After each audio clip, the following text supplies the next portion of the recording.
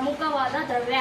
ನಮ್ಮ ಭೂಮಿಯಲ್ಲಿ 70% ನೀರು ತುಂಬಿದೆ. ನಮ್ಮ ಭೂಮಿಯಲ್ಲಿ ಅಂತರ್ಜಲದ ಮಟ್ಟ ಕಡಿಮೆ ಆಗುತ್ತಿದೆ. ನೀರಿಗೆ ರುಚಿ ಇಲ್ಲ, ವಾಸನೆ ಇಲ್ಲ, ಬಣ್ಣವಿಲ್ಲ. ಅಂತರ್ಜಲ ಮಟ್ಟ ಕಡಿಮೆ ಆಗಲು ಕಾರಣ ಮಣ್ಣಿನ ಸವಕಳಿ, ನಗರೀಕರಣ, ಅರಣ್ಯ ನಾಶ, ಇನ್ನು ಮುಂತಾದ ಮಣ್ಣಿನ ಸವಕಳಿ ಇನ್ನು ಮುಂತಾದ ಕಾರ್ಯಗಳಿಂದ ಅಂತರ್ಜಲ ಮಟ್ಟವು ಕಡಿಮೆ ಆಗ್ತಾ ಇದೆ. ಈಗ ಅದ್ರ ಸಲುವಾಗಿ ಒಂದು ಮಾದರಿಯನ್ನ ಮಾಡ್ಕೊಂಡ್ ಬಂದಿದೀವಿ. ಹೇಗೆ ಭೂಮಿಗೆ ನೀರು